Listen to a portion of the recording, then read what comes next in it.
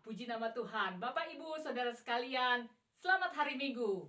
Selamat kita berjumpa kembali di ibadah online pada hari ini. Terima kasih kepada Tuhan kalau hari yang baru, minggu yang baru Tuhan berikan, dan kita boleh beribadah kepada Tuhan. Berkatnya selalu baru setiap pagi. Amin. Haleluya. Mari Bapak Ibu jemaat sekalian, kita bersatu dalam doa untuk memulai ibadah kita pada hari ini. Bapa di dalam surga, kami mengucap syukur Tuhan. Berterima kasih. Engkau sungguh Allah yang luar biasa Tuhan. Terima kasih Tuhan.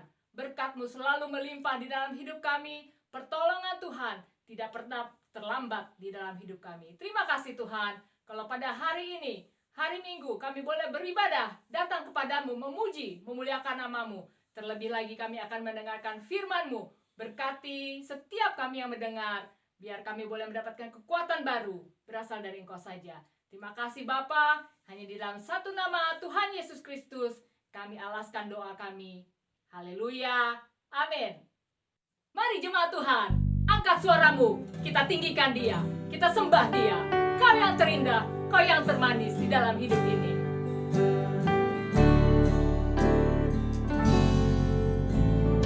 Kau yang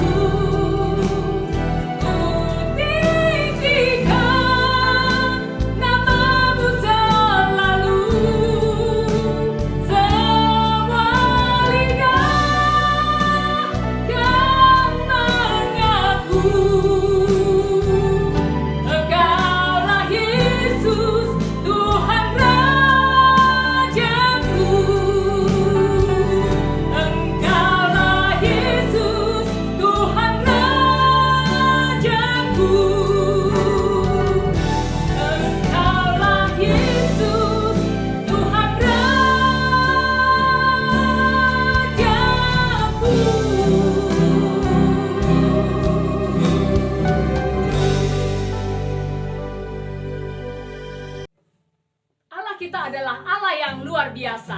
Amin. Di dalam 1 Korintus 2 ayat 9 mengatakan, apa yang tidak pernah dilihat oleh mata dan tidak pernah didengar oleh telinga dan tidak pernah timbul di dalam hati, itulah yang disediakan Allah bagi orang-orang yang mengasihi Dia. Haleluya. Mari kita angkat suaramu, nyanyikan lagu Wonderful, Wonderful. Heranlah, betapa heranlah. Betapa betapa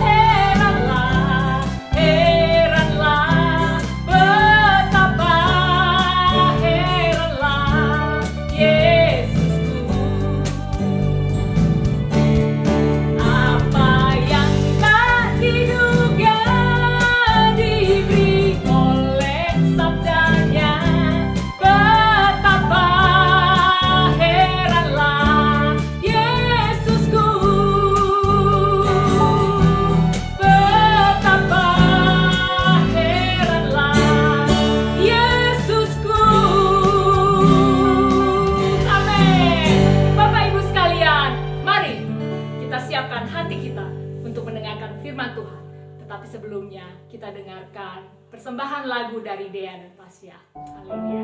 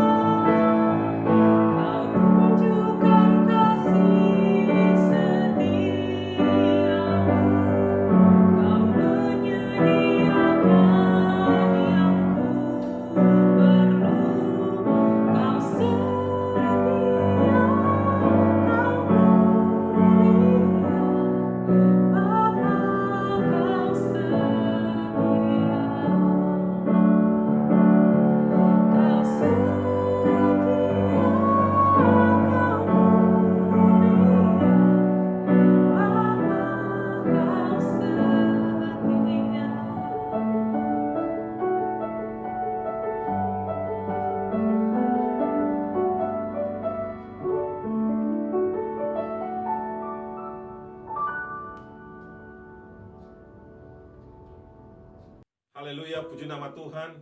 Kita sudah memuji menyembah Tuhan. Terima kasih kepada semua anak-anak Tuhan yang terlibat, hamba-hamba Tuhan.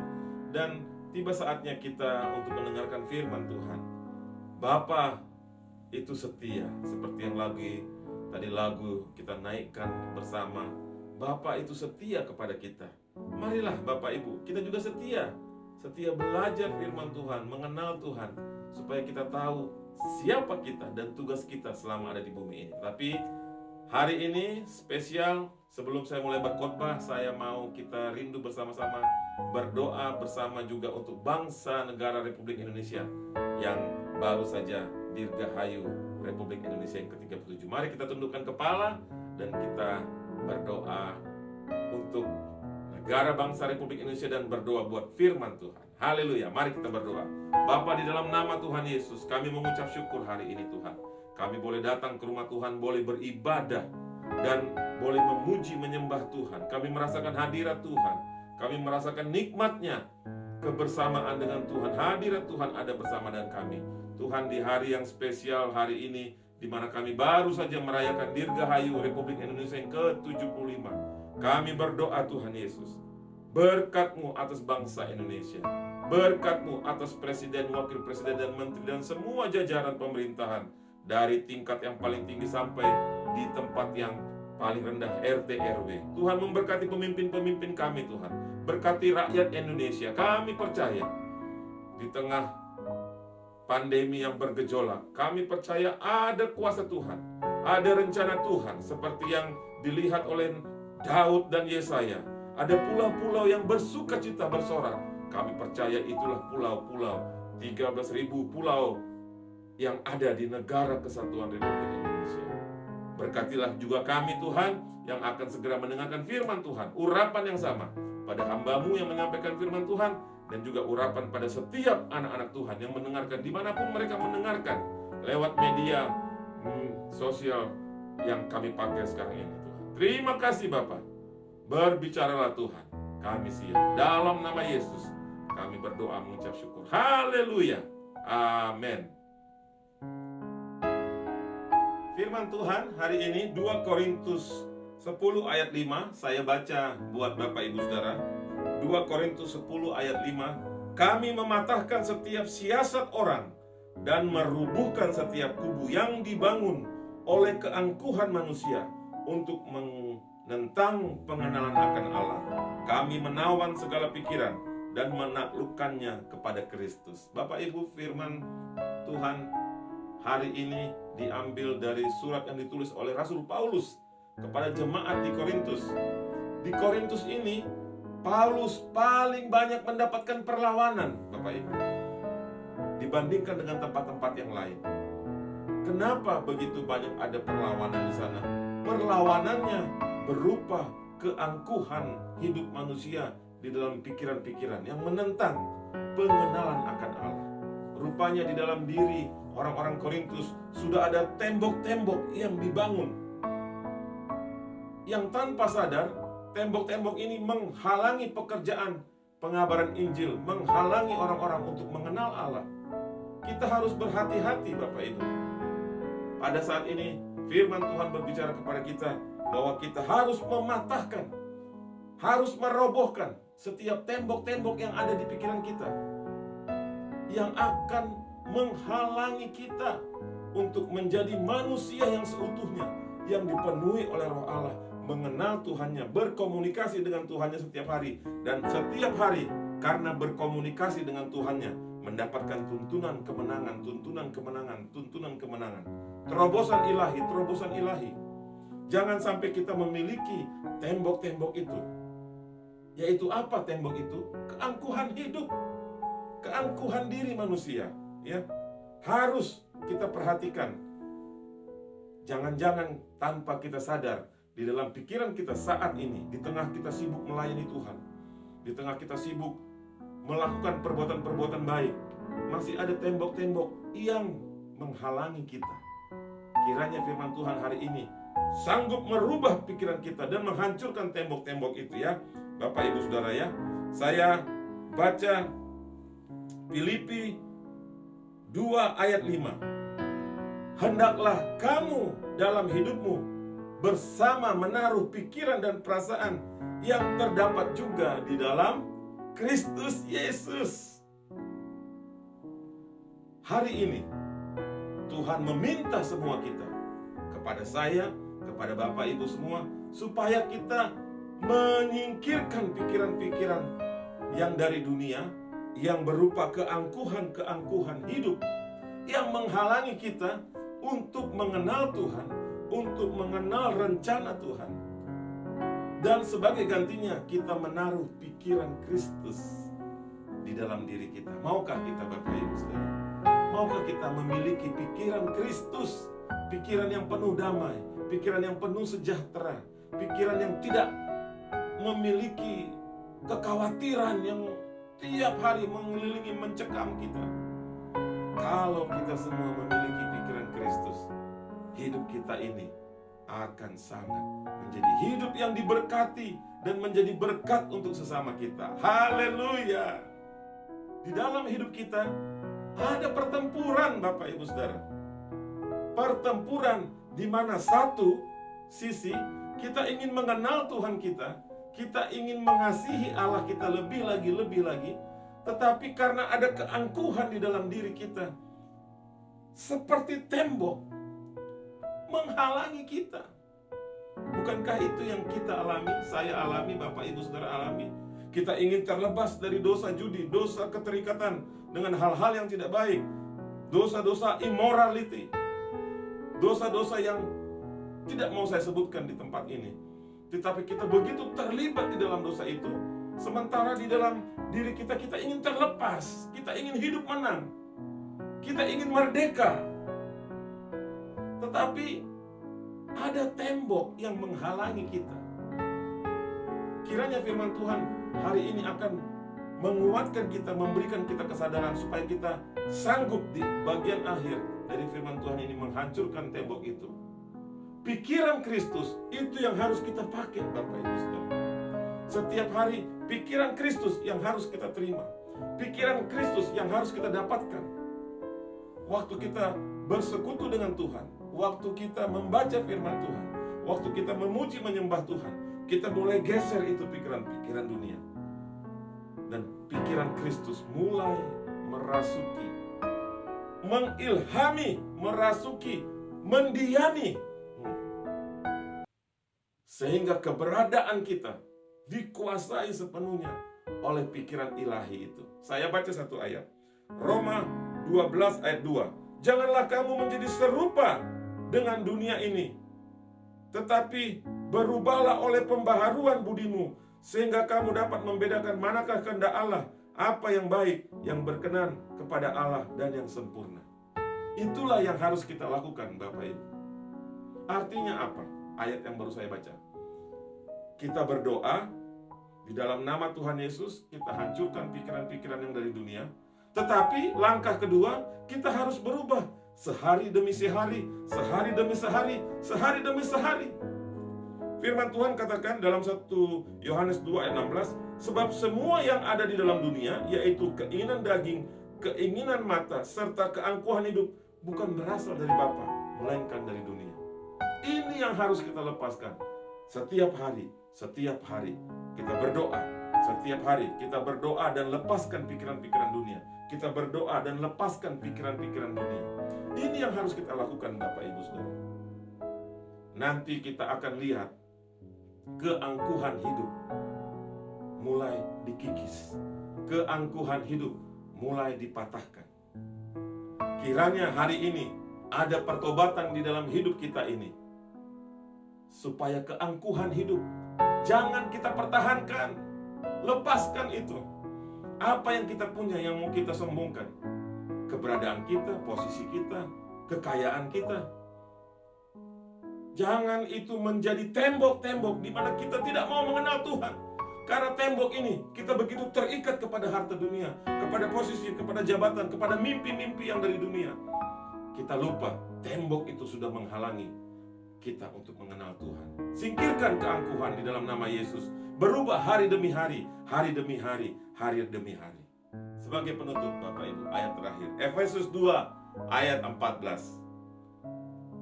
Efesus 2 ayat 14. Karena dialah damai sejahtera kita, yang telah mempersatukan kedua pihak dan yang telah merubuhkan tembok pemisah, yaitu perseteruan. Di dalam hidup kita ada perseteruan antara daging dengan roh. Daging inginnya mengikuti keinginan dunia, tetapi roh yang di dalam kita, yang daripada Allah, ingin mengikuti keinginan Bapa. Di dalam itu ada perseteruan. Hanya oleh nama Yesus, dialah yang memberikan kita, firman Tuhan katakan, damai sejahtera kita, yang menghancurkan tembok. Hanya dalam nama Yesus kita bisa hancurkan tembok itu. Seperti Yosua, dengan iman, kota Yeriko dengan tembok yang besar dihancurkan. Paulus dan Silas dengan iman, Mereka menyanyikan pujian penyembahan. Tembok-tembok hancur. Karena apa? Karena ada nama Yesus. Nama Yesus yang kita miliki, yang akan membawa kita untuk kembali memiliki kuasa, di mana kita sanggup menghancurkan tembok-tembok itu. Maukah Bapak Ibu, firman Tuhan yang singkat ini Bapak Ibu terima? Keangkuhan hidup kita singkirkan. Kita berdoa dan berubah hari demi hari, berubah hari demi hari, dan tembok-tembok itu semakin hari semakin hilang, semakin hilang, semakin hilang, sehingga kita mengenal Tuhan kita. Waktu kita mengenal Tuhan kita mengenal siapa kita dan apa tugas kita di atas bumi ini. Dan selebihnya Bapak Ibu, semuanya yang dicari bangsa-bangsa akan ditambah-tambahkan pada kita. Haleluya, mari kita berdoa. Bapa, di dalam nama Tuhan Yesus kami mengucapkan terima kasih untuk firman-Mu Tuhan. Kami berdoa di dalam nama Tuhan Yesus, keangkuhan hidup yang kami miliki hari ini, tanpa kami sadar, telah kami bina pelihara menjadi tembok-tembok yang besar. Tuhan, kami berdoa di dalam nama Tuhan Yesus, kami singkirkan, kami rela Tuhan, kami rela merendahkan diri kami di hadapan-Mu. Kami minta kuasa nama Yesus menjamah setiap kami. Dan terima kasih Tuhan Yesus, kalau semua firman yang kami boleh dengar hari ini boleh menjamah hidup kami. Yang sakit disembuhkan, yang susah dihiburkan, yang memerlukan terobosan mendapatkan terobosan. Dan Tuhan memberkati hidup kami sepanjang hari, di mana hari yang baru Tuhan berikan. Akhirnya, angkatlah kedua belah tanganmu, terimalah berkat anugerah daripada Allah Bapa, kasih sayang Yesus Kristus, dan pimpinan tuntunan arah Roh Kudus sampai Tuhan Yesus datang menjemput kita kembali. Berkat di dalam nama Tuhan Yesus Kristus. Haleluya, amin. Terpujilah nama Tuhan Yesus. Saya percaya firman Tuhan akan bekerja lebih daripada yang apa saya beritakan. Urapan Tuhan ada pada setiap kita. Tuhan Yesus yang mengelilingi kita, keluarga kita, negara bangsa kita dengan pagar ilahi, dijauhkan dari segala macam virus. Tuhan memberkati Bapak Ibu Saudara dalam 1 minggu ke depan. Apapun yang dilakukan, kami juga berterima kasih untuk tangan-tangan yang sudah terulur memberikan support dalam bentuk dana, mengembalikan milik Tuhan, perpuluhan, dan memberikan waktu dan tenaga. Doakan terus pelayanan ini supaya menjangkau lebih banyak lagi jiwa. Sampai kita jumpa minggu depan. Haleluya, shalom. Haleluya, puji nama Tuhan. Hari ini kami diberkati dengan berkat yang sangat luar biasa. Setiap hari penuh berkat Tuhan, tapi hari ini sangat spesial. Pernikahan kami berdua ditambahkan 1 tahun menjadi ke 16. Puji nama Tuhan. Lewat berkat-berkat yang kami terima, ada juga masa tantangan, masa pergumulan, tapi lebih dari semuanya, Yesus membawa kami selalu menang. Dan tidak gampang menjaga kemesraan, menjaga keharmonisan, saling mengalah, saling menghormati, mendahului, memaafkan. Tidak gampang, hanya karena Roh Kudus yang boleh memimpin kami sampai ada pada hari ini. Puji nama Tuhan. Kiranya kami hanya bisa naikkan satu penyembahan sebagai tanda syukur kami kepada Tuhan, dan sebagai doa Tuhan yang terus mengawal pernikahan kami yang sudah dikaruniai juga dengan anak-anak. Kau Allah yang besar, ajaib dan mulia. Kau Yesus yang selalu membuatku terpesona. Segala pujian bagimu ya Tuhan. Hanya Kau yang layak ku agungkan. Hanya Kau yang layak ku agungkan. Ya Yesus.